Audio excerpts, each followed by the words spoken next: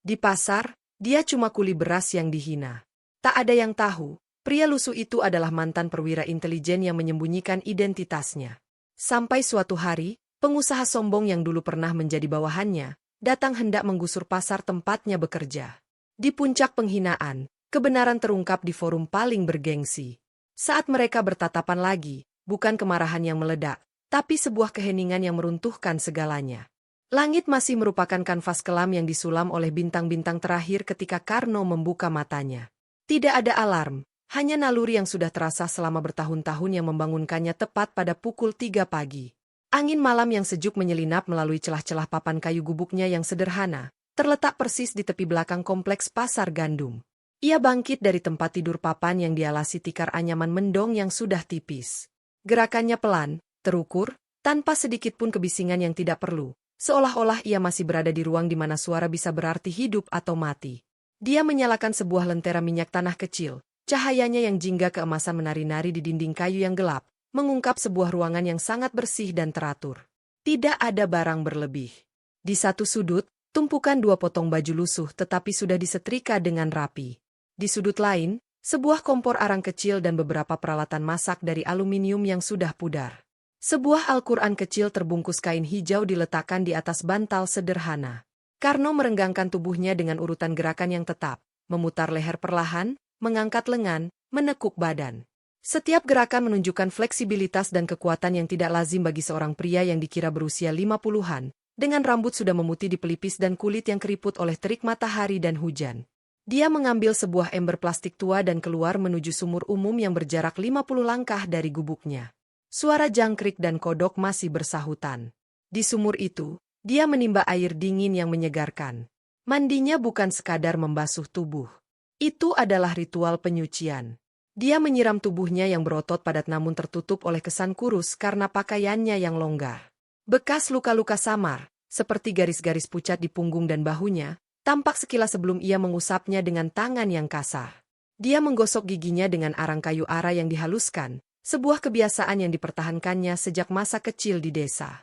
Setelah mandi, dia kembali ke gubuk, mengenakan celana panjang hitam yang sudah pudar warna birunya dan kemeja lengan panjang berwarna abu-abu. Keduanya bersih meski banyak tambalan yang rapi. Sarapannya sudah menunggu, semangkuk nasi putih hangat dari sisa semalam, dengan sejumput garam kasar di sisinya. Dia duduk di atas bangku pendek, mengunyah setiap suap dengan perlahan dan penuh rasa syukur. Matanya yang berwarna coklat tua, biasanya tampak redup dan sering terlihat menunduk, pada saat-saat seperti ini memancarkan ketenangan yang mendalam. Dia menikmati kesunyian pagi yang akan segera pecah oleh keramaian pasar. Setelah menghabiskan nasi hingga butir terakhir dan mencuci piringnya, dia mengambil sebuah kantong kain yang sudah usang, isinya hanya sebuah dompet kulit tipis, sebungkus rokok kretek lintingan tangan, dan korek api kayu. Di depan pintu, sepasang sandal kayu sederhana menunggu. Inilah pakaian perangnya. Perjalanannya menuju pasar adalah sebuah prosesi sunyi. Jalannya mantap, tidak terburu-buru. Dia menyusuri jalan sempit di antara gudang-gudang yang masih tertutup.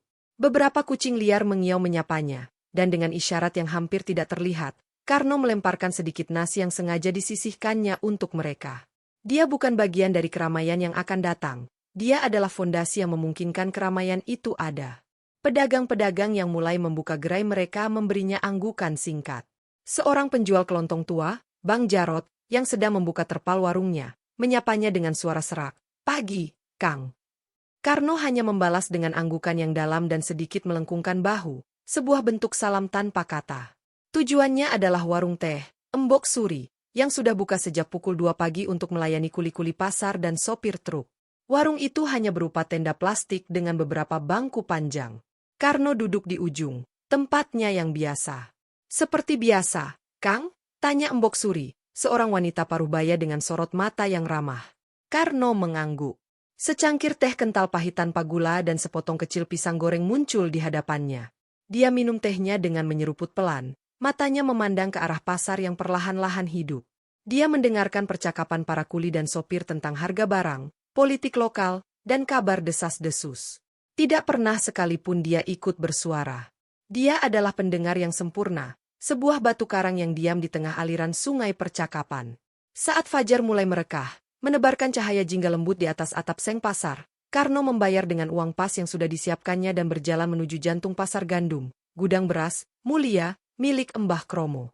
Gudang itu adalah bangunan besar dari kayu dan bambu, berbau harum campuran beras, karung goni, dan kayu tua.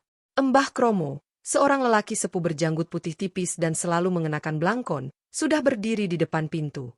Pertukaran mereka minimalis. "Sehat, Mbah," ucap Karno dengan suara rendah yang parau namun jelas. "Sehat, Karno." "Truk dari Cianjur sudah semalam," jawab Mbah Kromo sambil menunjuk ke tumpukan karung goni yang menggunung di dalam gudang. Itu saja. Tidak ada basa-basi lebih. Inilah saat Karno benar-benar hidup. Dia melepas sandalnya dan berdiri di depan gunungan karung beras berlabel 50 kilogram itu. Dia membungkuk, bukan dengan gerakan kasar seorang kuli yang mengandalkan otot belaka, tetapi dengan pose seorang atlet atau penari. Lutut ditekuk, punggung lurus, kedua tangan meraih sudut-sudut karung dengan cengkeraman yang spesifik. Ada sebuah ilmu dalam gerakannya. Dia tidak mengangkat dengan punggungnya, melainkan mendorong kekuatan dari telapak kaki, melalui betis yang berotot, naik ke paha, dan kemudian, dengan putaran pinggul yang halus, mengalirkan beban itu ke bahunya. Satu gerakan cair yang tunggal, dan karung seberat separuh kuintal itu sudah berpindah ke pundak kanannya. Tidak ada erangan, tidak ada ekspresi kesulitan. Hanya napas yang terkontrol. Dia berjalan menuju tumpukan di sudut gudang. Langkahnya mantap dan ritmis, seperti sebuah metronom hidup. Saat sampai, dia tidak melempar karung. Dia menurunkannya dengan presisi yang sama, menyusunnya dengan sudut-sudut yang rapat, setiap lapisan saling mengunci seperti batu bata. Tidak ada karung yang miring, tidak ada tumpukan yang goyah. Setelah 10 karung, polanya sudah jelas, sebuah struktur yang kokoh dan simetris. Keringat mulai membasahi kemejanya di bagian punggung, tetapi napasnya tetap teratur. Truk kedua datang, membawa beras dari Karawang. Sopirnya, seorang pria muda, melihat Karno dan berkata, "Wih, masih kuat Kang kerja kayak gitu? Mendingan pakai hand truck." Karno hanya tersenyum tipis, senyum yang tidak sampai ke matanya. Dia melanjutkan pekerjaannya. Hand truck bisa menyusahkan di lorong-lorong sempit gudang dan berisiko merusak karung. Metodenya, yang tampak kuno dan melelahkan, sebenarnya adalah solusi paling efisien untuk ruang dan kondisi ini. Setiap angkatan, setiap langkah, adalah sebuah meditasi dalam gerak. Pikirannya bebas mengembara, namun tubuhnya bekerja dengan disiplin besi. Inilah penitensinya. Inilah ibadahnya. Di dalam kesederhanaan tugas fisik yang berat ini, dia menemukan sebuah kedamaian yang tidak pernah dia temukan di dunia sebelumnya yang penuh dengan kebisingan mesin, rahasia negara, dan tekanan yang menghancurkan jiwa. Sepanjang pagi, dia adalah mesin yang hidup dan bernapas. Pedagang-pedagang eceran datang, memesan 5 atau 10 karung. Karno yang mengantarkan ke kios mereka dengan menggunakan gerobak dorong kecil, menghitung setiap transaksi dengan teliti dalam ingatannya untuk dilaporkan kepada Mbah Kromo nanti. Interaksinya dengan pembeli selalu sama. Harga, jumlah, terima kasih. Tidak lebih. Saat matahari mulai tinggi dan panas terik menyengat, aktivitas pasar mencapai puncaknya. Karno mendapat jeda singkat. Dia duduk di bangku bambu di bagian belakang gudang Mbah Kromo, sebuah tempat teduh yang sepi. Dari sakunya, dia mengambil bungkusan rokok kretek, melintingnya dengan gerakan mahir, dan menyalakannya. Asap tebal menguar ke udara yang panas. Di sela-sela itu, dengan gerakan yang hampir malu-malu, dia mengeluarkan dompet kulit tipisnya yang sudah retak-retak. Dia membukanya. Di balik lapisan plastik bening yang sudah menguning, terselip sebuah foto hitam putih yang kecil dan buram. Foto itu memperlihatkan seorang pria muda dengan postur tegap, berdiri dengan bangga di depan sebuah pesawat tempur. Wajahnya tajam, matanya penuh keyakinan dan api, mengenakan seragam dinas yang rapih dengan beberapa medali kecil di dada. Senyumnya percaya diri, menatap masa depan. Karno menatap foto itu lama. Tidak ada kerinduan yang dramatis di matanya, juga tidak ada penyesalan yang mendalam. Hanya sebuah pengakuan sunyi, sebuah pengingat akan siapa dia dulu dan mengapa dia memilih untuk menjadi yang sekarang. Jarinya yang kasar menyentuh permukaan plastik, seolah-olah ingin menyentuh wajah pemuda itu, sebuah masa lalu yang terasa seperti milik orang lain. Seorang anak pedagang sayur berlari-lari mengejar layangannya yang putus, hampir menabraknya. Karno dengan cepat menutup dompet dan menyimpannya kembali ke saku. Ekspresinya yang biasa, netral, pasrah, dan sedikit lelah, kembali menghiasi wajahnya. Pria di foto itu hilang, terkubur lagi di bawah lapisan-lapisan debu pasar, keringat, dan kesunyian yang disengaja. Dia memadamkan puntung rokok, menginjaknya dengan sandal kayunya, dan berdiri. Masih ada setumpuk karung lagi yang menunggu untuk disusun sebelum istirahat siang. Dia menarik napas dalam-dalam, mencium aroma beras, tanah basah, dan kehidupan pasar yang keras namun jujur. Di sini, di antara karung-karung goni dan teriakan tawar-menawar, dia tidak perlu menyembunyikan apapun, karena tidak ada yang mengira ada sesuatu untuk disembunyikan. Dia adalah Karno, sang kuli panggul. Itu saja. Dan untuk saat ini, itu sudah lebih dari cukup. Dia melangkah kembali ke dalam gudang, menyambut bayangan yang sejuk dan tugasnya yang menunggu, sebuah bagian tak terpisahkan dari mesin besar bernama pasar gandum yang terus berdetak, mengabaikan rahasia yang disimpan oleh salah satu bautnya yang paling kokoh. Bau keringat dan tanah basah dari pagi mulai bercampur dengan aroma tajam kopi, gorengan, dan daging yang baru dipotong saat pasar gandum mencapai ritme puncaknya. Karno baru saja menyelesaikan tumpukan terakhir dari pengiriman pagi, membentuk sebuah benteng beras yang rapi di sudut gudang Mbah Kromo. Kemejanya menempel di punggung karena keringat, namun napasnya tetap stabil, terkendali. Dia sedang mengikat seutas tali goni bekas dengan simpul yang rumit namun kuat untuk memperbaiki sudut sebuah karung yang sobek kecil, ketika suara berbeda mulai menyusup ke dalam simfoni pasar yang biasa. Itu adalah suara mesin diesel halus, bukan deru truk tua yang berasap. Kemudian, suara sepatu bersol kulit mengetuk paving block dengan ritme yang terburu-buru dan penuh kuasa. Karno tidak langsung menengok. Indranya, yang lama terlatih, merekam informasi itu dan mengklasifikasikannya sebagai tidak biasa. Baru ketika sekelompok bayangan panjang jatuh melintasi pintu masuk gudang, menghalangi cahaya matahari, dia mengangkat kepalanya. 5 orang berdiri di sana, terlihat asing di tengah kekumuhan pasar. Di depan, seorang pria berusia 40-an dengan kemeja linen putih yang mahal, celana chino kaki yang disetrika tajam, dan sepatu loafers yang mengilap. Wajahnya tampan tapi keras, dengan garis-garis ambisi di sekitar mulut dan mata yang cepat memindai sekeliling dengan ekspresi campuran antara rasa ingin tahu dan sedikit jijik. Itu adalah Rangga.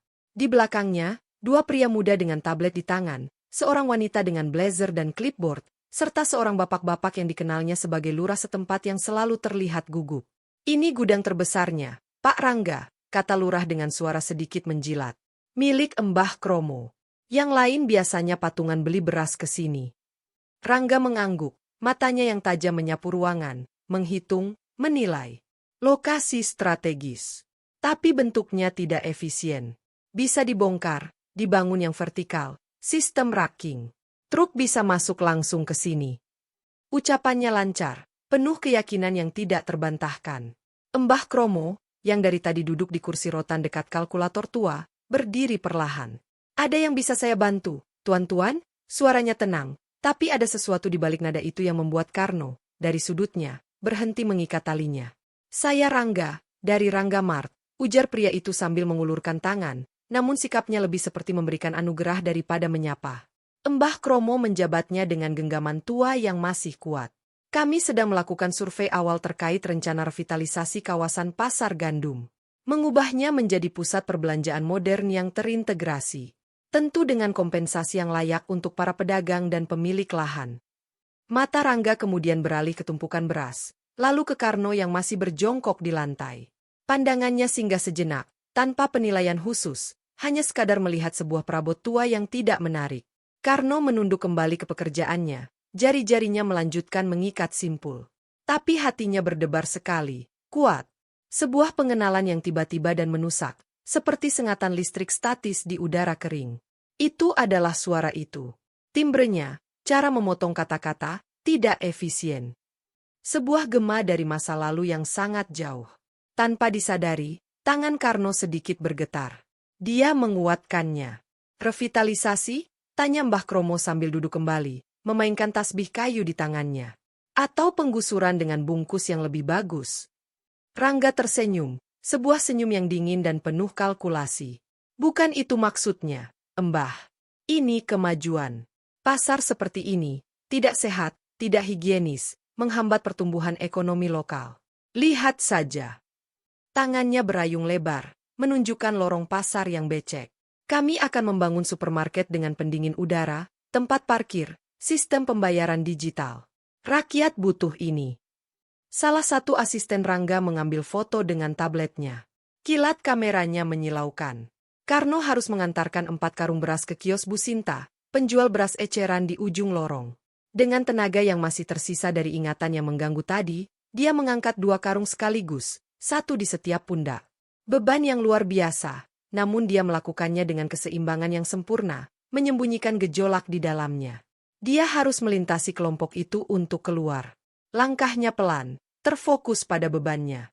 Dia hampir melintas dengan mulus. Tapi salah satu asisten Rangga, yang sedang mundur untuk mengambil angle foto gudang, tidak melihatnya. "Awas!" seru Mbah Kromo. Tapi terlambat. Pundak Karno yang membawa karung kanan menyenggol tubuh asisten itu dengan cukup keras hingga pria muda itu terhuyung dan tabletnya hampir terjatuh. Karno sendiri tetap tegak, tak goyah, tapi gerakannya terpaksa berhenti. Rangga bereaksi cepat. Bukan menolong anak buahnya, tapi melihat celana kaki mahalnya yang kini terkena percikan debu dan serat goni dari karung yang dikangkangi Karno. Sebuah noda kecil yang jelas di atas kain yang sempurna. "Hei, lihat jalannya," hardik Rangga. Suaranya meninggi oleh kemarahan dan rasa terhina yang tak terbendung. Seluruh perhatian di sekitar, pedagang tetangga, kuli lain, pelanggan, tertuju pada mereka. Karno perlahan, dengan upaya yang sangat besar untuk menenangkan setiap ototnya yang ingin bergerak cepat dan defensif, menurunkan kedua karungnya ke lantai. Dia membungkuk, mengambil topi lusuhnya yang terjatuh. Posturnya rendah, submisif. "Maaf, Tuan," gumamnya. Suaranya parau dan hampir tak terdengar. Dia tidak menatap Rangga. "Maaf," sambar Rangga. Napasnya masih tersengal oleh kemarahan. Dia menyikat debu di celananya dengan gerakan kesal. "Kamu kuli, kerja mata saja. Lihat sekeliling. Ini bukan pasar tempat orang buta huruf seperti kamu bisa semaunya. Lihat ini," dia menunjuk noda di celananya, lalu ke Karno yang masih membungkuk. "Kamu tahu ini harga 1 celanaku? Mungkin sama dengan upahmu setahun cangkul-cangkul di sini." Kata-kata itu menggantung di udara panas, tajam dan keji. Beberapa pedagang mengerutkan kening. Mbah Kromo mengatupkan bibirnya. Karno tetap seperti patung, punggungnya membungkuk, menahan setiap kata seperti pukulan fisik. Di dalam dadanya, sebuah badai berkecamuk. Dia mengenali gaya itu. Arogansi yang didasari rasa tidak aman. Sebuah bayangan dari seorang prajurit muda yang selalu ingin membuktikan diri, yang dulu pernah berada di bawah komandonya. Rangga.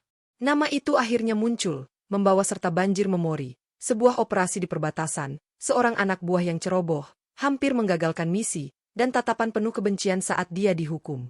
Tapi itu dulu. Karno menghela napas dalam-dalam yang tak terlihat. Dia adalah orang yang berbeda sekarang. Dia bukan Letnan Kolonel Karno Adiwinata di sini. Dia adalah Karno, kuli panggul. "Saya bersalah, Tuan," Karno mengulang, suaranya tetap datar. "Debu bisa dicuci." Dia mengulurkan tangannya, bukan untuk menyentuh Rangga, tapi dengan isyarat mau membantu membersihkan. Rangga menyeringai, menjauh sedikit. "Jangan sentuh saya. Cukup. Pergi dari sini. Lihat saja, Mbah." Dia menoleh ke Mbah Kromo, suaranya masih tinggi. "Inilah masalahnya. Sumber daya manusia yang tidak terdidik, tidak punya skill. Menghambat kemajuan. Mereka ini," tatapannya menyapu Karno dan beberapa kuli lain yang sudah berkerumun, "adalah beban. Kita harus mengganti yang tradisional, yang kuno, dengan yang modern, yang efisien." Karno akhirnya berdiri tegak. Perlahan. Dia memungut topinya, menepuk-nepuknya di paha. Lalu, untuk pertama kalinya sejak insiden itu, dia menatap Rangga. Bukan tatapan marah. Bukan pula tatapan takut atau malu. Itu adalah tatapan yang kosong, datar, seperti air tenang yang sangat dalam. Sebuah tatapan yang menelan semua penghinaan tanpa mengembalikan gelombang. Tatapan itu memandang langsung ke mata Rangga, sejenak saja, tapi cukup untuk membuat Rangga terdiam sesaat. Ada sesuatu di sana. Sebuah kilatan, pengenalan? Tidak, mustahil. Hanya seorang kulit tua yang pikun. Tapi Rangga merasa sedikit tidak nyaman. Dia memutuskan kontak mata. "Sudahlah. Tidak penting," gumamnya, lebih kepada dirinya sendiri. Dia membalikan badan, fokus kembali ke Mbah Kromo. "Kita lanjutkan survei, Mbah. Kita akan bicara detail lagi." Karno, dengan beban yang masih harus diantar, mengangkat kembali kedua karungnya. Otot-ototnya bergerak dengan kekuatan yang sama, tapi kini ada ketegangan yang berbeda di sana. Sebuah disiplin yang lebih dalam, lebih dingin. Dia melangkah pergi, meninggalkan kelompok itu, menuju lorong pasar. Di kerumunan yang mulai bubar, seorang wanita muda yang berdiri agak di belakang rombongan Rangga memperhatikan Karno pergi. Dia adalah Lisa, putri Rangga, yang diwajibkan ikut oleh ayahnya untuk melihat realitas bisnis. Matanya yang jernih tidak tertuju pada kemarahan ayahnya atau pada gudang, tetapi pada punggung pria tua tadi yang tegak membawa beban luar biasa, dan pada tatapan kosong namun tak terpatahkan yang baru saja dihadapkannya pada ayahnya. Ada sesuatu yang tidak pas. Seorang kuli seharusnya terlihat hancur, malu, atau setidaknya marah. Tapi pria itu terlihat seperti sebuah batu yang dilanda ombak, tak bergeming. Sementara itu, di dalam gudang, Rangga masih berbicara dengan Mbah Kromo, tapi pikirannya sedikit terganggu. Tatapan mata tua tadi, itu mengingatkannya pada seseorang. Pada seorang komandan yang sangat dia takuti dan dia benci sekian tahun yang lalu. Tapi itu tidak mungkin. Orang itu sudah hilang, mungkin sudah mati. Dan itu dulu adalah seorang pria perkasa, bukan seorang kuli bau keringat dengan punggung bungkuk. Dia mengusir pikiran itu. Itu hanya ilusi, efek dari frustrasi dan panasnya hari. Karno sampai di kios Bu Sinta. Dengan gerakan otomatis, dia menurunkan karung. 50.000, Bu, katanya dengan suara yang sama parau seperti biasa. Kasihan, Karno. Dihardik begitu sama si juragan baru, bisik Bu Sinta sambil membayar. Karno hanya mengangguk. Dia menerima uang, menghitung dengan cepat, lalu memasukkannya ke kantong. Dia tidak berkata apa-apa tentang insiden tadi. Tidak ada keluhan. Tidak ada komentar. Dia kembali ke gudang melalui jalan memutar, menghindari rombongan Rangga yang masih berkeliling. Di tempat yang sepi, dia berhenti sejenak, menatap tangannya yang berkalus. Debu dari celana mahal Rangga masih menempel di beberapa bagiannya. Dia menggosok-gosokkannya pelan di kain celananya, menghapusnya. Keributan kecil itu sudah reda di pasar. Rangga dan rombongannya akhirnya pergi dengan mobil SUV berwarna peraknya, meninggalkan debu dan kehebohan yang perlahan mereda. Kehidupan pasar kembali ke ritme semula, tawar-menawar, ketawa, derit roda gerobak. Tapi sesuatu telah berubah. Sebuah ketegangan halus kini menggantung di udara pasar gandum. Kabar tentang rencana penggusuran, dengan bungkus, revitalisasi, tersebar cepat, dibumbui dengan insiden penghinaan Rangga terhadap Karno. Para pedagang mulai berbisik-bisik, wajah mereka penuh kekhawatiran. Karno, seperti biasa, menyelesaikan pekerjaannya sampai sore. Dia tetap diam, efisien, tak tergoyahkan. Namun, malam itu, di gubuknya yang gelap, dia tidak langsung tidur. Dia duduk di bangku, memandang keluar jendela kecil ke arah pasar yang sudah sepi. Di tangannya, lagi-lagi, ada dompet kulit tua itu. Foto pria muda di depan pesawat tempur seakan menatapnya balik, menanyakan sebuah pertanyaan tanpa suara. Karno menghela napas panjang, suaranya terdengar sangat lelah di kesunyian malam. Dia menutup dompetnya. Tatapan datarnya tadi di pasar bukanlah ketiadaan emosi. Itu adalah sebuah tembok benteng yang sangat tebal, sebuah disiplin yang menyelubungi sebuah gejolak yang hampir saja, meledak. Dia berbaring di atas tikarnya, menatap langit-langit yang gelap. Nama, Rangga, bergema di kepalanya, membawa serta hantu-hantu masa lalu yang sudah lama dia kunci rapat. Roda pembaharuan telah datang, bukan hanya membawa ancaman bagi pasar, tetapi juga membawa badai bagi lautan tenang yang dengan susah payah dia ciptakan dalam dirinya. Dan dia tahu, dengan naluri seorang veteran yang sudah merasakan pertempuran, bahwa ini baru awal. Hawa pasar gandum terasa berbeda keesokan harinya. Seolah-olah gemuruh mobil SUV Rangga telah meninggalkan getaran yang tak kunjung padam, sebuah kecemasan yang mengendap di antara tumpukan sayur, karung beras, dan genangan air kotor. Karno, seperti biasa, tiba sebelum fajar. Namun, mata tajam yang terbiasa membaca medan akan melihat perubahan mikro pada dirinya. Langkahnya sedikit lebih disengaja, matanya lebih sering mengamati sekeliling daripada menunduk, dan setiap gerakan mengangkat karung terasa seperti sebuah pernyataan yang disengaja. Bukti diam-diam atas kata-kata, tidak efisien, yang dilontarkan sehari sebelumnya. Mbah Kromo sudah menunggu di depan gudang, secangkir teh wangi di tangan. Dengar kabar? Tanyanya saat Karno mendekat, tanpa basa-basi. Karno mengangguk sekali, singkat.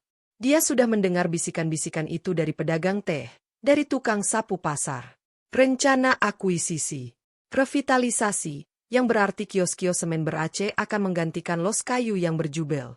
Hidup mereka digantungkan pada angka ganti rugi yang disebut layak oleh orang-orang seperti Rangga. Kau kenal dia? Si Rangga itu? Tanya Mbah Kromo lagi, suaranya rendah. Karno berhenti sejenak. Udara pagi yang dingin terasa menusuk. Dulu, gumamnya akhirnya, kata itu keluar seperti desahan angin dari gua yang dalam. Bukan siapa-siapa sekarang. Mbah Kromo memandangnya lama, matanya yang keriput seperti bisa menembus lapisan-lapisan samar di wajah Karno. Kadang, yang kita kira bukan siapa-siapa, justru yang punya kunci segalanya, ucapnya, penuh makna. Lalu, sebelum Karno bisa menanggapi, dia berbalik masuk ke gudang. Truk dari Ngawi datang malam. Berasnya bagus. Susun di rak sebelah timur. Pekerjaan dimulai lagi. Tapi hari ini, setiap tegukan teh, setiap suapan nasi garam yang Karno kunyah, terasa seperti bahan bakar untuk sesuatu yang lebih besar dari sekadar mengangkat karung. Penghinaan kemarin bukanlah yang pertama dalam hidupnya, tapi itu adalah yang pertama dalam bertahun-tahun yang menusuk langsung ke inti identitas lamanya. Rangga tidak hanya menghina Kuli Karno, dia menghina setiap pilihan, setiap penebusan dosa, setiap tetes keringat yang dengan sengaja Karno pilih sebagai jalan hidupnya. Di sela-sela istirahat siang, sementara pasar terdengar sayup oleh riuh rendah, Karno duduk di bangku bambu belakang gudang. Dari balik bajunya, diikat pinggang kulit usang, dia mengeluarkan sebuah benda kecil yang dibungkus plastik hitam dan diikat karet gelang. Sebuah kartu memori micro SD. Dia memegangnya di antara jari telunjuk dan jempolnya, menatapnya dengan ekspresi yang tak terbaca. Itu adalah satu-satunya tautan fisik yang tersisa dengan kehidupan lamanya, selain foto itu. Sebuah arsip digital yang dienkripsi, berisi catatan, bukti, dan kenangan dari sebuah operasi yang gagal, operasi yang mengubur karirnya dan menewaskan 3 orang anak buahnya. Rangga, pada waktu itu adalah prajurit 2 Rangga Aditya, adalah bagian dari tim pendukung logistik yang ceroboh. Kesalahan kecil dalam prosedur pengiriman koordinat yang hampir tidak signifikan, tapi dalam dunia mereka, kesalahan sekecil apapun bisa berarti malapetaka. Karno, sebagai komandan, menanggung beban kegagalan itu. Dia yang dipersalahkan, dia yang dipensiunkan dini, dengan diam-diam, sementara kesalahan Rangga terselubung oleh laporan yang ditulis rapi. Dia memilih untuk menghilang, menjadi tak berarti, sebagai bentuk hukuman bagi dirinya sendiri. Kartu memori ini adalah jaminan, sebuah kebenaran yang ia simpan jika suatu hari dibutuhkan. Tapi selama ini, dia lebih memilih luka itu tetap tertutup. Jari-jarinya yang kasar membungkus kembali kartu kecil itu. Apakah sekarang saatnya? Tidak. Bukan untuk balas dendam yang kecil. Bukan karena penghinaan pribadi. Ada sesuatu yang lebih besar dipertaruhkan. Pasar gandum, sebuah ekosistem hidup tempat ratusan keluarga menggantungkan napas. Mbah Kromo, yang diam-diam melindunginya selama ini. Bahkan para pedagang kecil yang memberinya anggukan setiap pagi. Sore itu, saat matahari mulai merendah, seorang pengunjung tak terduga datang. Lisa, putri Rangga, berdiri di ujung lorong dekat gudang, tampak ragu-ragu. Dia mengenakan jeans sederhana dan kaos katun, berbeda sama sekali dengan kesan glamor rombongan ayahnya. Di tangannya ada sebuah notebook dan kamera saku. Permisi, suaranya lembut, hampir tenggelam oleh suara pasar. Karno, yang sedang mencatat stok di sebuah papan tulis kecil, menoleh. Tatapannya netral. Saya Lisa. Saya sedang melakukan observasi untuk tugas sosiologi kuliah. Tentang pasar tradisional sebagai ruang sosial. Dia berhenti, seolah mencari kata-kata. Boleh saya bertanya beberapa hal? Atau, melihat Anda bekerja? Ada sesuatu di mata gadis itu yang berbeda dari ayahnya. Sebuah keinginan tulus untuk tahu, bukan untuk menilai. Karno memandangnya sejenak. Lalu, tanpa sepatah kata, dia mengangguk pelan. Bukan persetujuan untuk diwawancara, tapi izin untuk mengamati. Lisa duduk di sebuah bangku rendah, menjaga jarak yang sopan.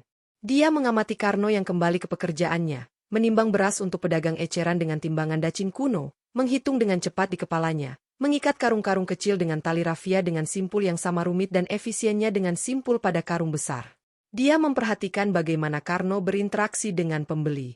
Dengan Bu Sinta, dia mengangguk mendengar keluhannya tentang harga cabai. Dengan penjual bumbu, dia menerima sebungkus tembakau sebagai ucapan terima kasih dengan anggukan yang sama. Dengan anak-anak pedagang yang berlarian, matanya menyipit sejenak, sebuah bayangan senyum nyaris tak terlihat di sudut bibirnya. Anda sudah lama bekerja di sini, Pak? Tanya Lisa akhirnya, memberanikan diri. Karno berhenti menimbang. Lama, jawabnya singkat. Apa tidak berat? Mengangkat karung-karung seperti itu setiap hari. Karno melihat ke arah tumpukan karung 50 kilogram. Beban selalu ada. Cara memikulnya yang beda. Ucapannya pendek, tapi penuh makna filosofis yang membuat Lisa terdiam, memproses. Ayah saya, kata-katanya kemarin. Lisa mulai, suaranya bergetar malu. Saya minta maaf untuk itu. Itu tidak pantas. Karno menatapnya langsung untuk pertama kalinya. Tatapannya tidak lagi kosong seperti saat menatap Rangga, tapi seperti sebuah danau tenang yang dalam. Kamu tidak perlu minta maaf untuk orang lain, ujarnya, suaranya lebih jelas. Setiap orang membawa bebannya sendiri. Percakapan mereka terputus oleh kedatangan Mbah Kromo. Si tua itu memandangi Lisa dengan curiga, lalu ke Karno. Truk mau berangkat, Karno. Periksa lagi muatannya.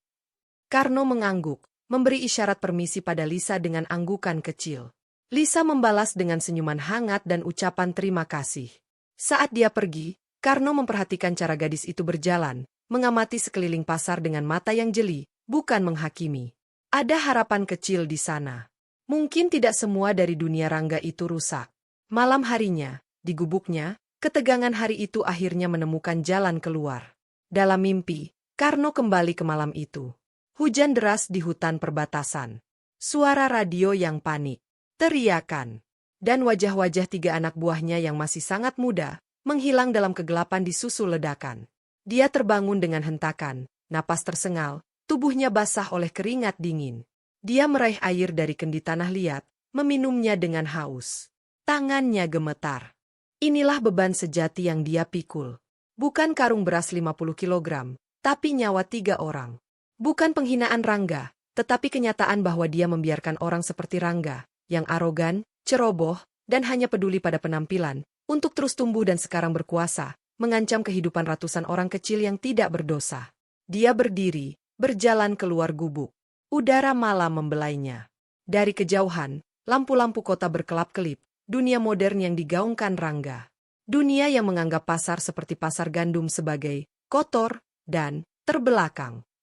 Tapi disinilah, di kekumuhan ini, Karno menemukan kejujuran yang sudah lama hilang dari hidupnya. Seorang pedagang membayar tepat, seorang kuli bekerja keras, seorang pemilik gudang seperti Mbah Kromo yang meski punya uang, tetap hidup sederhana dan menghormati setiap orang. Dia kembali masuk, menyalakan lentera minyak. Dari balik lantai kayu yang longgar, dia mengeluarkan sebuah kotak besi kecil yang karat. Di dalamnya, selain kartu memori, ada sebuah lencana usang, sebuah peta tua, dan sebuah buku catatan dengan tulisan tangan yang rapi dalam kode. Bukan kode intelijen, tapi catatan tentang pasar gandum, siklus panen beras, pola dagang para pedagang, kebutuhan keluarga-keluarga di sini, bahkan kekuatan struktur kayu di gudang Mbah Kromo. Selama bertahun-tahun menjadi kuli, otaknya yang terlatih tidak pernah berhenti bekerja. Dia telah memetakan pasar ini seperti dulu memetakan medan pertempuran. Dia membuka buku catatan itu, menelusuri data-data yang dia kumpulkan. Sebuah rencana mulai terbentuk di kepalanya, bukan rencana balas dendam, tapi rencana perlindungan. Untuk melawan Rangga dan uangnya, mereka butuh sesuatu yang lebih dari sekadar protes. Mereka butuh strategi. Keesokan paginya, saat dia menyampaikan uang hasil penjualan beras kemarin kepada Mbah Kromo, dia tidak langsung pergi. Dia berdiri di depan meja si tua itu. "Mbah," ucapnya, suaranya rendah tapi tegas. "Jika si Rangga datang lagi dengan penawaran, jangan langsung tolak." Mbah Kromo menaikkan alisnya. "Oh, kau mau kita menyerah?" "Tidak," jawab Karno. "Tapi kita perlu waktu. Dan data." "Data?" "Data tentang nilai sebenarnya dari pasar gandum. Bukan hanya harga tanah, tapi nilai ekonomi sirkulasi, nilai sosial, nilai budaya." Kata-kata itu keluar dari mulutnya dengan lancar, mengherankan dirinya sendiri. Itu adalah bahasa Karno sang letnan kolonel, bukan Karno sang kuli. Mbah Kromo tersenyum tipis, seperti sudah menunggu momen ini. "Apa yang perlu kau lakukan?" "Izinkan saya bicara dengan para pedagang. Kumpulkan informasi." Dan, Karno mengambil napas dalam, "Saya mungkin perlu pergi ke kota, mengunjungi beberapa instansi." Mbah Kromo mengangguk pelan. "Sudah kuduga kau tidak akan diam selamanya. Lakukan apa yang harus kau lakukan. Gudang dan beras di sini akan kujaga. Itu adalah kepercayaan tertinggi." Karno membungkuk hormat, lebih dalam dari biasanya. Hari itu, bukannya hanya mengangkat karung, Karno mulai mengobrol sedikit lebih lama dengan para pedagang. Dia menanyakan tentang omset harian, tentang asal barang, tentang jumlah tanggungan keluarga. Awalnya mereka curiga, tapi karena itu Karno, yang mereka kenal jujur dan rendah hati, mereka pun membuka diri. Data-data itu dicatatnya dengan rapi di buku catatannya, dalam kode yang hanya dia dan Mbah Kromo yang bisa pahami. Beban di pundaknya kini bertambah, bukan hanya karung beras dan dosa masa lalu, tetapi juga harapan tak terucap dari seluruh pasar gandum. Dan di kedalaman hatinya, sebuah api yang sudah lama pada mulai menyala kembali. Bukan api kemarahan atau ambisi, tapi api tanggung jawab. Kali ini, dia tidak akan gagal. Kali ini, medan pertempurannya adalah tanah basah dan los kayu pasar, dan orang-orang yang dilindunginya adalah para pedagang kecil dengan tangan kasar dan senyum tulus. Dan lawannya adalah hantu dari masa lalunya sendiri, yang datang dengan setelan mahal dan janji kemajuan palsu. Karno mengangkat karung berikutnya, dan di dalam gerakan yang anggun dan kuat itu, tersimpan sebuah tekad baja, dia akan memikul beban ini sampai akhir. Udara di pasar gandum terasa pekat, bukan hanya oleh bau ikan asin dan rempah-rempah yang tengik di bawah terik matahari, tetapi juga oleh ketegangan yang mengeras seperti sirup gula yang mendidih. Kabar tentang pertemuan dengan seluruh pedagang yang diagendakan Rangga telah menyebar seperti api di ladang kering. Kata musyawarah di mulut para calo berubah menjadi ancaman di telinga para pedagang. Suasana pasar yang biasanya riuh dengan tawar-menawar kini diwarnai oleh bisikan-bisikan gundah dan tatapan waspada. Karno merasakan perubahan itu di setiap napasnya. Pagi ini, ritualnya dilakukan dengan intensitas yang lebih tinggi. Setiap tarikan napas sebelum mengangkat karung terasa seperti menarik pelatuk. Setiap langkah dengan beban di pundak adalah manuver di medan yang dikenalinya dengan intim. Mbah Kromo telah memberitahunya bahwa pertemuan akan diadakan di halaman belakang Gudang Mulia, tepat setelah pasar mencapai puncak keramaian. Dia ingin menunjukkan kekuatannya di depan halayak, gumam Mbah Kromo, matanya berkilat tajam. Dia pikir kita akan gentar. Apakah kita gentar? Tanya Karno, sambil mengamati simpul pada sebuah karung. Mbah Kromo terkekeh pendek, suaranya seperti gesekan dua batu. Gentar adalah hak setiap orang. Tapi menyerah adalah pilihan. Karno mengangguk, memahami sepenuhnya. Dia telah menghabiskan beberapa hari terakhir mengumpulkan data, berbicara dengan pedagang satu persatu. Dari Bu Sinta yang menjual beras eceran hingga Pak Dullah penjual bumbu rempah, dari Bang Jarot penjual kelontong hingga para penjual sayur dan ikan di los basah. Dia telah mencatat angka-angka sederhana namun vital. Berapa kilogram cabai yang laku sehari, berapa liter minyak goreng yang terjual, berapa ekor ayam yang dipotong, berapa keluarga yang bergantung pada setiap kios. Dia juga mendengar cerita-cerita mereka, tentang anak yang kuliah dari hasil jualan sembako, tentang hutang yang belum lunas, tentang mimpi memiliki rumah sendiri. Data-data itu telah ditranskripsikan ke dalam bahasa yang lebih formal di buku catatannya, bersama dengan sketsa sederhana tentang aliran ekonomi di dalam pasar. Namun, ada data lain yang dia simpan untuk dirinya sendiri. Melalui kontak lamanya yang nyaris tidak aktif, sebuah nomor telepon tua yang hanya akan diangkat oleh seseorang yang dia sebut paman, dia telah meminta informasi latar belakang Rangga dan perusahaan Rangga Mart. Jawabannya datang dalam bentuk dokumen digital yang dia akses diam-diam di warnet kumuh di pinggiran kota. Rangga tidak hanya berkembang karena kecerdasan bisnis. Ada pinjaman besar dari bank pemerintah yang prosesnya dipermudah oleh koneksi, ada tender-tender proyek yang mencurigakan, dan ada praktik akuisisi lahan di tempat lain yang selalu diikuti dengan intimidasi halus. Rangga adalah produk dari sistem yang korup, yang menggunakan bahasa kemajuan untuk menutupi keserakahannya. Pengetahuan itu adalah beban tambahan yang dia pikul. Dia tahu terlalu banyak. Dan seperti di masa lalunya, mengetahui rahasia bisa menjadi senjata atau petaka. Saat matahari mulai condong ke barat, kerumunan mulai berkumpul di halaman belakang Gudang Mulia. Para pedagang, besar kecil, datang dengan wajah-wajah khawatir. Mereka membawa kursi plastik, ada yang duduk di tumpukan karung kosong, ada yang hanya berdiri dengan tangan disilangkan. Suasana berdesak-desakan namun sunyi, hanya desis angin sore yang menyusup melalui celah-celah atap seng. Rangga datang tepat waktu, dengan kesan yang lebih teatrikal kali ini. Dia tidak hanya membawa asisten dengan tablet, tetapi juga dua orang berpakaian preman rapi yang berdiri di belakangnya dengan sikap melindungi. Lurah, sekali lagi, hadir dengan keringat dingin di dahinya. Rangga berdiri di atas sebuah kotak kayu yang sengaja disediakan, menjadi pusat perhatian. Dia tersenyum, senyum yang dikalkulasi untuk menenangkan, tapi mata itu tetap dingin. Bapak-bapak, ibu-ibu, saudara-saudara sekalian, mulainya, suaranya terbantu oleh pengeras suara portabel yang dibawa asistennya. Pertama, izinkan saya mengucapkan terima kasih atas waktu dan kehadiran Anda. Saya di sini bukan sebagai musuh, tapi sebagai mitra. Mitra yang ingin membawa kemakmuran bersama. Dia memaparkan visinya lagi, pasar modern ber-AC, toilet bersih, tempat parkir luas, sistem pembayaran non-tunai. Dia menunjukkan gambar-gambar visual di tablet yang diedarkan. Tapi para pedagang melihatnya dengan tatapan kosong.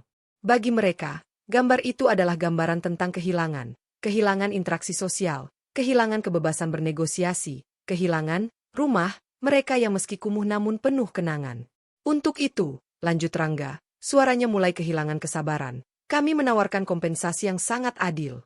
Untuk setiap kios, berdasarkan ukuran dan lokasi, kami berikan ganti rugi tunai yang cukup untuk memulai usaha di tempat lain, atau untuk modal hidup selama beberapa tahun. Angka yang disebutkan membuat sebagian orang terkesima, tapi bagi yang menghitung dengan cermat, itu hanya cukup untuk bertahan beberapa tahun, bukan untuk membangun kembali kehidupan. Bisik-bisik mulai terdengar. Karno berada di pinggir kerumunan, dekat dengan pintu gudang, berdiri di tempat yang memungkinkannya melihat semuanya dengan jelas tanpa menjadi sorotan. Dia memakai kemeja lusuh yang sama, topi anyaman menutupi sebagian wajahnya. Tangannya tergenggam di samping tubuh, rileks namun waspada. Seorang pedagang sayur tua, Pak Kardi, memberanikan diri bertanya. "Lah, kalau kami tidak mau pindah, Pak? Pasar ini sudah turun-temurun dari bapak saya." Rangga tersenyum tipis. "Kami menghargai sentimen, Pak. Tapi kita tidak bisa hidup hanya dengan sentimen. Lihat kenyataan, pasar ini tidak sehat. Becek, kotor, tidak memenuhi standar kesehatan. Pemerintah juga mendukung penertiban. Ini untuk kebaikan bersama." Kata penertiban sengaja diucapkan dengan penekanan, sebuah ancaman halus. Suasana semakin tegang. Embah Kromo, yang duduk di kursi rotannya di dekat Rangga, tetap diam, matanya tertutup separuh seperti sedang meditasi. Karno merasa sesuatu akan terjadi. Nalurinya berteriak. Dia melihat bagaimana dua preman Rangga mengamati kerumunan, tangan mereka dekat dengan saku yang kemungkinan berisi sesuatu. Dia melihat ketakutan di mata para pedagang. Ini bukan musyawarah, ini adalah pameran kekuasaan. Kemudian, Rangga membuat kesalahan.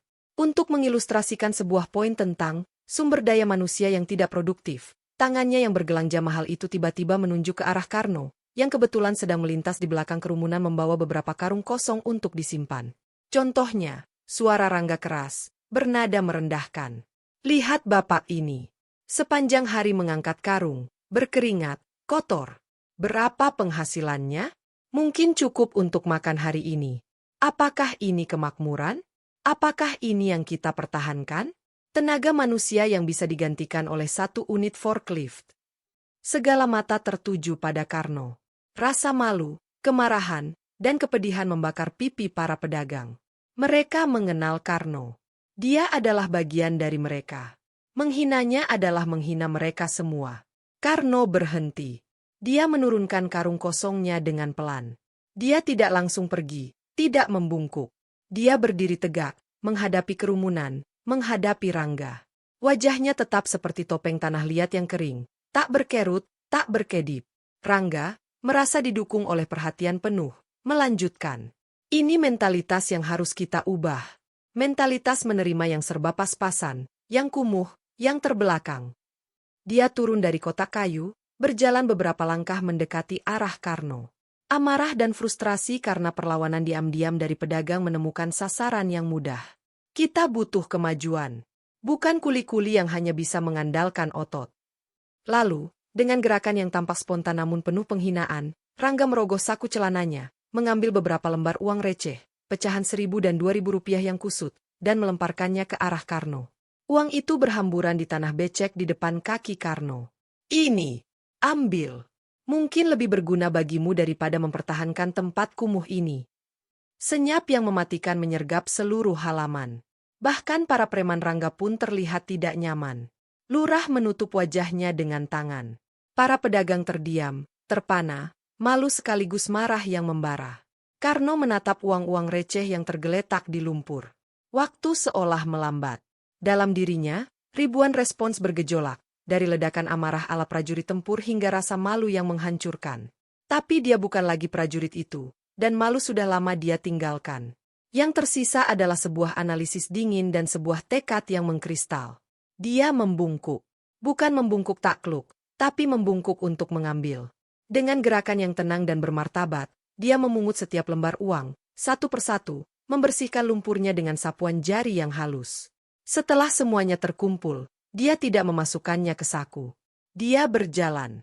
Langkahnya pelan, tegas, menembus kerumunan yang terbelah memberi jalan. Semua mata mengikutinya, termasuk mata Rangga yang sekarang sedikit ragu, mungkin mulai merasakan bahwa sesuatu tidak beres. Karno tidak pergi menjauh.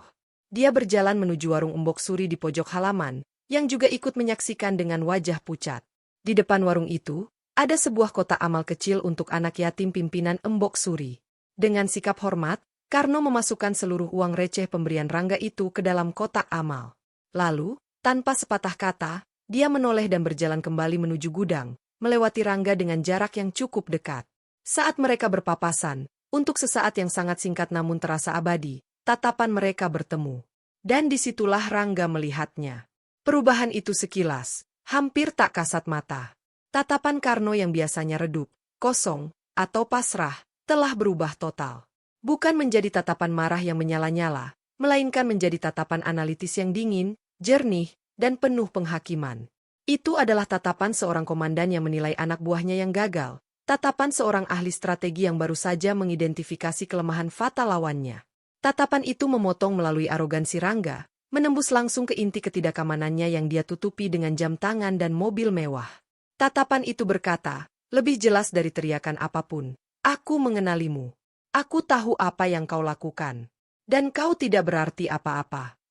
Rangga terpana. Napasnya tersangkut. Sebuah memori lama yang terpendam tiba-tiba muncul. Tatapan Letnan Kolonel Karno Adiwinata yang sama dinginnya saat menyerahkan laporan disiplin kepadanya bertahun-tahun lalu. Tatapan yang membuatnya merasa seperti serangga yang terinjak. Tidak. Mustahil. Tapi, Karno sudah melewatinya. Dia masuk ke dalam gudang dan menghilang dalam bayangan. Tapi energi yang ditinggalkannya menggantung di udara. Sebuah keheningan yang lebih keras dari segala teriakan. Pertemuan itu bubar dengan cepat setelah itu. Rangga, yang kehilangan momentum dan sedikit goyah, menutup acara dengan terburu-buru, berjanji akan mengirimkan proposal tertulis. Para pedagang bubar dengan bisikan-bisikan penuh kekaguman pada Karno dan kemarahan yang kini semakin berani pada Rangga. Di dalam gudang yang sepi, Karno berdiri di depan tumpukan beras, menatap tangannya yang masih sedikit berlumpur. Tubuhnya bergetar halus, bukan karena emosi, tapi karena pelepasan adrenalin yang luar biasa besar yang berhasil dia kendalikan. Dia hampir saja, melupakan disiplinnya. Mbah Kromo datang dan berdiri di sampingnya. "Tadi itu berbahaya," gumam si tua itu.